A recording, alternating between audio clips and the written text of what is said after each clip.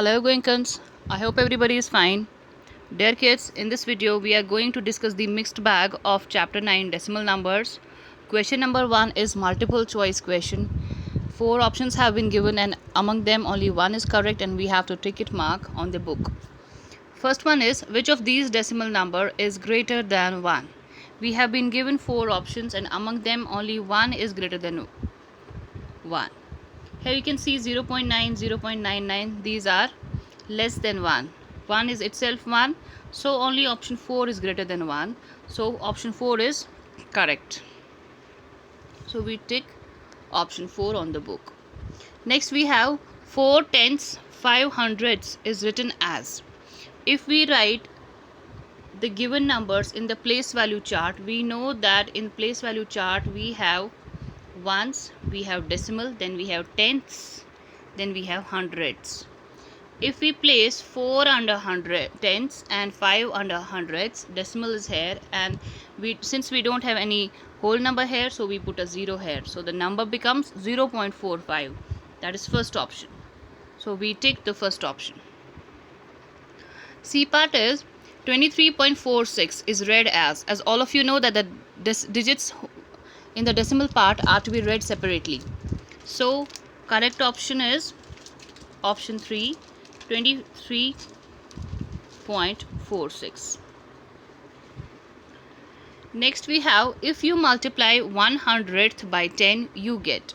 If we multiply 100 by 10, we cancel equal number of zeros in the numerator as well as denominator. So we get 1 by 10, that means 1/10. So third option is correct. Question number 2 is, write as decimals. We have been given fractions and we have to write them in decimals. And we know that the number of zeros in the denominator determine the position of the decimal. So here we have 2 zeros, so decimal is to be put after 2 digits, so we have 0.21.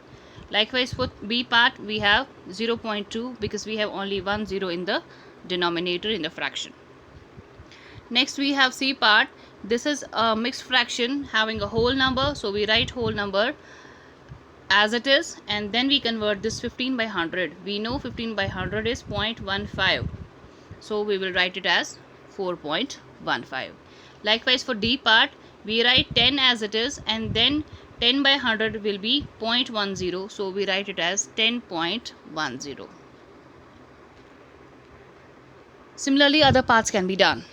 Next we have question 3, write as fractions, and here you can see we have been given decimal numbers and we have to convert them into fractions. Number of digits in the decimal will be equal to the number of zeros that we will put in the denominator. In the numerator we write all the non-zero numbers excluding decimal.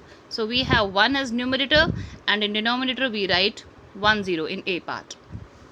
Similarly in part B, all the non-zero numbers excluding decimal is to be written as numerator and in denominator we write 100 because there were 2 digits in the decimal part. For C part, we observe here this is 5.5. The 5 here will be written as whole number here as well.